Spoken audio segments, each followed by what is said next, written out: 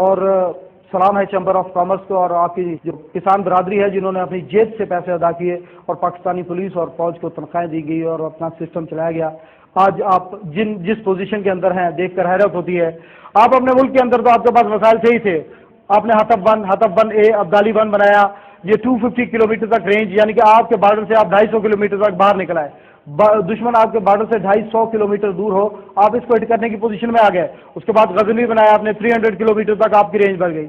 اس کے بعد آپ آگے بڑھے آپ نے شاہین بن اور غوری بنایا اور 1800 کلومیٹر سینٹرل ایشیا تک آپ کی اپروچ ہو گئی. اور یہ وہ علاقہ ہے جہاں پر امریکنز اور برٹش جو پولیس کھڑے ہوئے بحری بیڑے کھڑے ہوئے وہ اس علاقے میں کھڑے. یہ علاقہ آپ کی رینج کے اندر آ گیا. اور یہ یاد رکھیں کہ جب جہاز کے اوپر میزائل لگتا ہے تو جہاز کی آگ نہیں بجھائی جاتی بلکہ ڈوبتے ہوئے کو باہر نکالا جاتا ہے.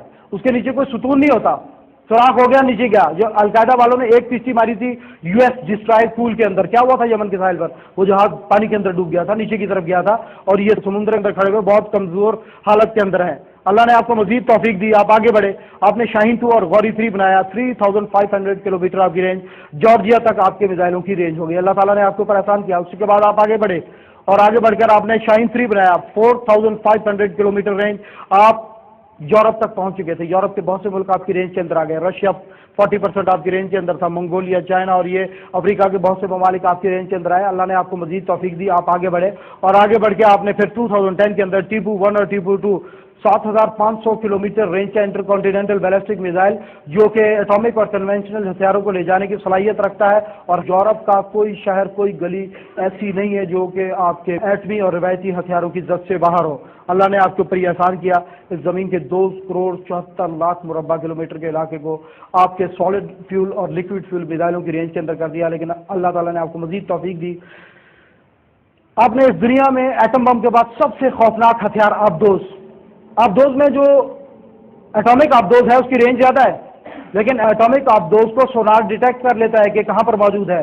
لیکن ڈیزل آبدوز کوئی ڈیزل آبدوز کہلاتی ہے جس کو سونار ڈیٹیکٹ نہیں کر سکتا. اور دنیا کی سب سے بڑی ڈیزل سے چلنے والی آبدوز آپ اپنے کراچی کے ساحل پر بیٹھ کر بنا رہے ہیں. یہ آبدوز 3 مہینے پانی کے نیچے رہ سکتی ہے, 10,000 کلومیٹر سفر کر سکتی ہے, 6 ایٹامک میزائل لے جانے کی صلاحیت رکھتی ہے. اور یہ جو missile Babur missile cruise missile آپ بنا رہے ہیں سمندر کے نیچے سے فائر کیا جانے والا, یہ میزائل پوری دنیا کو بڑھتا ہے حیرت میں ڈالے ہوئے کہ یہ جب پانی سے نکلتا ہے پہلی بات ہے اس کے آبدوز کو کوئی ڈیٹیکٹ نہیں کر سکتا. اور آبدوز کے پہنچنے کے بعد یہ جب نکلتا ہے فضا میں ایک بلندی پر پہنچ کر اس کا بوسٹر اس سے علیحدہ ہو جاتا ہے, اس کے ونگز کھل جاتے ہیں, یہ نیچے پانی کی طرف گرتا ہے, 100 فٹ کی بلندی پر آ جاتا ہے اور کوئی بھی لانگ رینج ریڈار اس کو ڈیٹیکٹ کرنے کی صلاحیت نہیں رکھتا.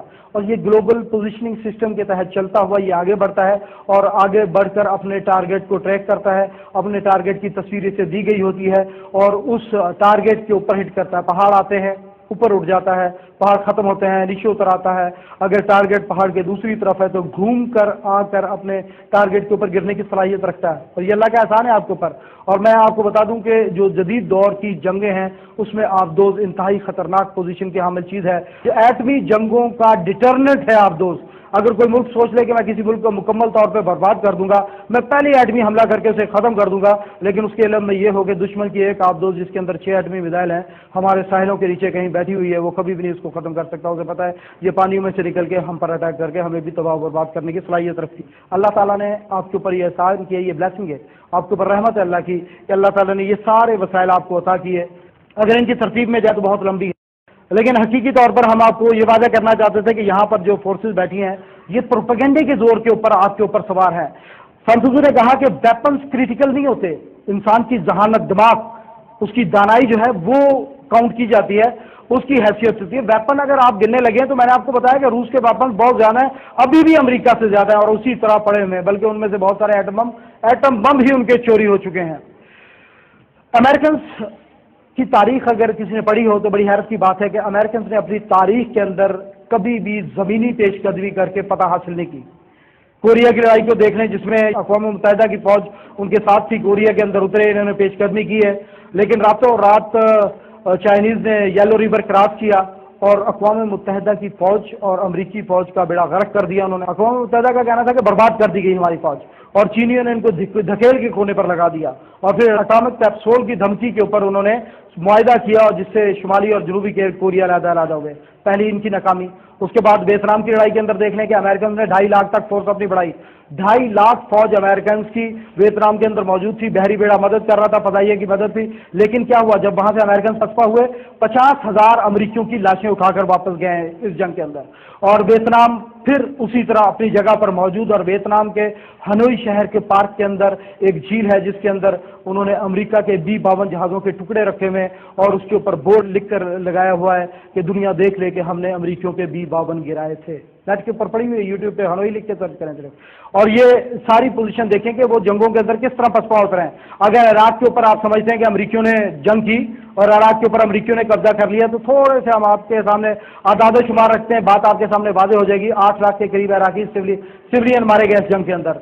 और जब हमला किया है तो 7,600 के करीब अप्रॉक्सीमेटली इत्तेहादी फौजी मारे गए थे जिन्होंने हमला किया, जिनकी मदद से अमेरिका ने कब्जा किया। लेकिन हैरत की बात है कि उनमें सिर्फ 96 अमेरिका, बरतानिया और इटली के थे। बाकी सारे के सारे फौजी मुसलमान मुल्कों के मारे गए, यानी कि एडवांस मुसलमानों ने किया, मुसलमानों के जरिए कब्जा हुआ। अमरीकियों ने जमीनी पेशकश नहीं की। अफगानिस्तान के ऊपर अगर हमला हुआ तो आप देखें, अफगानिस्तान के ऊपर उन्होंने बम्बार्टमेंट किए, मिसाइल दागे, सब कुछ किया, लेकिन जमीनी पेशकश किसने की है? शुमाली इत्तेहाद ने मुसलमानों को आगे किया, मुसलमानों ने आगे बढ़कर कब्जा किया। लेकिन आपका पाकिस्तान उस पोजीशन के अंदर नहीं है। पाकिस्तान की तरफ शुमाली ताक बहुत छोटा सा ग्रुप है, एडवांस करना पॉसिबिलिटीज में नहीं। आपका ट्राइबल एरिया बहुत मजबूत है उनके मुकाबले में। उनको अगर इसराइल की तरफ तवक्को करते हैं तो इसराइल तो बहुत छोटा है। आपका कराची तो डेनमार्क से 4 गुना बड़ा है। आपका कोई कदकाठ है जो आपको घटाकर बताया जाता है। इसराइल मदद करने को नहीं आ सकता। ये जमीन आपके लिए, हम पिछली प्रेजेंटेशन में भी आपको वादे कर चुके हैं कि हिंदुस्तान की सरजमीन आपके लिए सबसे ज्यादा खतरनाक है। अमेरिका ने इत्तेहाद किया, अमेरिका ने वो पिछला मैप जो आपको दिखाया था, वो इंडिया को रास्ता दिया शुमाली इलाका जात से और सेंट्रल एशिया तक अप्रोच के लिए। ये आपस में सौदे हो रहे हैं, ये तुम्हें देगा, ये तुम्हें बेनिफिट होगा। और इंडिया को क्या बेनिफिट है कि इंडिया हमारा जद्दी पुश्ती दुश्मन है। ये वो मुशरिक हैं, बुत परस्त हैं जिन्होंने अल्लाह के नबी को सबसे ज्यादा सताया, वो यहूदी जिन्होंने अल्लाह के नबी के खिलाफ सबसे ज्यादा साजिशें की, ये ईसाई जिनसे हम 1000 साल से ज्यादा वक्त हो चुका है सलेबी जंगें लड़ रहे हैं। ये ट्राइका आपके सामने, इसराइल, इंडिया और अमेरिका। और ये इंडिया इस जमीन की सबसे बड़ी डेमोक्रेसी है, इस जमीन की तीसरी बड़ी फौज है, इस जमीन की चौथी बड़ी फदाइया है। और ये आपका पहला सबसे बड़ा दुश्मन है जिसकी वजह से आपने इस जमीन की तारीख की सबसे बड़ी हिजरत की। 70 लाख इंसानों ने अपने घर बार कारोबार छोड़े और वो पाकिस्तान के अंदर आके बैठ गए। 20 लाख लाशें गिरी इस हिजरत के अंदर। 60,000 मुसलमानों की बेटियां हिंदू और सिख उठाकर ले गए इस हिजरत के अंदर। आप लोगों ने बहुत बड़ी बड़ी कुर्बानियां दी और ये आपके दुश्मन हैं हिंदुस्तानी, ये आपके दोस्त नहीं है और ये किसी भी मौके को जाया नहीं होने देंगे। देखिए जरा हिंदू लीडर आपके बारे में क्या कह रहा है। कांग्रेस आपको नहीं बचा सकती है, क्योंकि गुजरात का दंगा हुआ, हर गांव में कांग्रेस का काम था। एहसान जाफरी जैसे मेंबर ऑफ पार्लियामेंट को मारा गया, 2 कांग्रेस वाले निकले थे। मैंने सोनिया गांधी को चैलेंज दिया था कि आप 10 गांवों के नाम दिखाओ जहां के कांग्रेसियों ने डटकर खड़ा होकर मुस्लिमों को बचाने का काम किया हो। दंगे होते हैं तब भाइयों कोई कांग्रेसी भाजपा वाला नहीं होता, सब हिंदू हो जाते हैं।